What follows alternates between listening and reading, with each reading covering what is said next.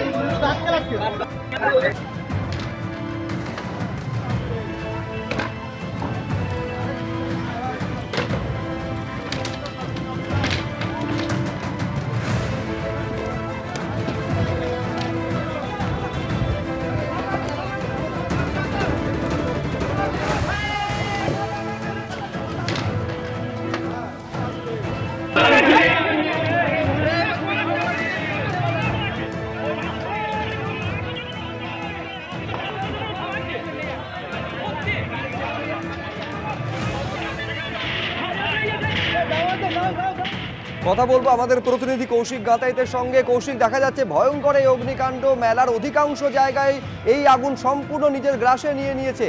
নিয়ন্ত্রণে এলো পরিস্থিতি ঠিকই, কিন্তু আগুনটা লাগলো কিভাবে? দেখো, এখনো পর্যন্ত এই তথ্যের মানে যে তথ্য সেটা কেউই কিন্তু জানাতে পারেনি, না দমকল বাহিনী, না পুলিশ প্রশাসন, না মেলা কমিটির কেউ। এমনকি যে দোকানের পাশে আগুনটা প্রথম দেখা যায়, সে ফুড স্টলের পাশে, সে পর্যন্ত বলতে পারছে না যে আগুনটা এলো কোথা থেকে, লাগলো কোথা থেকে। কিন্তু আগুনটা যখন 1টার থেকে যে মেলা শুরু হয়, ঠিক মেলাটা শুরু হবার কিছুক্ষণের মধ্যেই এই অগ্নিকাণ্ডের ঘটনাটা ঘটেছে। এবং যে ঘটনাটাই প্রায় 10 থেকে 12টি স্টল একদম পুরোপুরি ভস্মীভূত হয়ে গেছে। তাদের যেমন জিনিসপত্র, আসবাবপত্র, ফার্নিচারের দোকান, ফুড স্টল সমস্ত কিছু ভস্মীভূত হবার সাথে সাথে তাদের যে এই কদিনে যে ব্যবসার টাকা সেটাও পুড়ে গেছে, সেগুলো পুড়ে গেছে। যার ফলে একটা বিশৃঙ্খলে পরিস্থিতির সৃষ্টি হয়। এবং যেটা যে বক্তব্য উঠে আসছে মেলার সদস্য বা কমিটির পক্ষ থেকে, যে এখানে যে 24 ঘন্টার জন্য প্রায় একটা আগুন লাগলো কিভাবে, নিঃসন্দেহে তা তদন্ত করে দেখা হবে। আপাতত তোমায় কৌশিক ধন্যবাদ। যাদবপুর কাণ্ডের জের মিনার্ভা রেপার্টারি ছাড়লেন নাট্যকর্মী স্বাগতা চক্রবর্তী। যাদবপুরের ঘটনার পর ব্রাত্য বসুর অধীনে শিল্পী হিসেবে যুক্ত থাকা সম্ভব নয়। নাট্য সংস্কৃতি চর্চা, মিনার্ভার যে নাট্য সংস্কৃতি চর্চা কেন্দ্রের সচিবকে ইস্তফাপত্রে একথাই লিখেছেন অভিনেত্রী। কৃষ্ণেন্দু অধিকারী আমাদের প্রতিনিধি, আরো বিস্তারিত এই নিয়ে বলবেন। কি কারণ দেখানো হয়েছে, এই যে ইস্তফাপত্র পাঠানো হয়েছে স্বাগতা চক্রবর্তীর তরফে, কেন তিনি পদত্যাগ করলেন?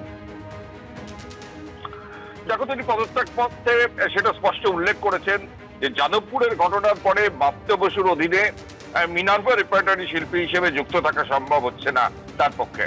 অর্থাৎ যাদবপুর কাণ্ডে ব্রাত্য বসুর ভূমিকা নিয়ে তিনি রীতিমতো প্রশ্ন তুলেছেন, এবং প্রশ্ন তুলে যে Minerva repertory chairman Bratya Basu, তার অধীনেই কাজ করতে হয়, সেই ব্রাত্য বসুর অধীনে তিনি কাজ করতে চান না, কাজ করতে পারবেন না, এই মর্মে তিনি ইস্তফাপত্রে উল্লেখ করেছেন।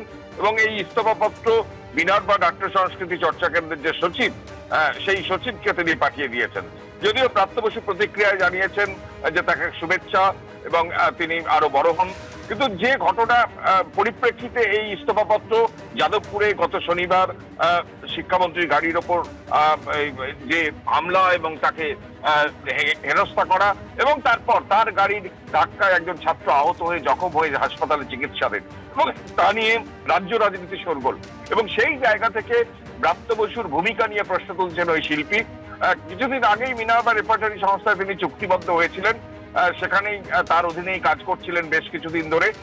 তার নাটকের যে প্রযোজনা সংস্থা, সেখানে ব্রাত্য বসু যেহেতু শীর্ষে অর্থাৎ চেয়ারম্যান, তারই অধীনে কাজ করতে হয়, তাই ব্রাত্য বসুর ভূমিকা নিয়ে প্রশ্ন তুলে যাদবপুর কাণ্ডে তিনি পদত্যাগ পত্র পাঠিয়েছেন সেখানকার রেপার্টারি সংস্থার কাছে। ধন্যবাদ কৃষ্ণেন্দু।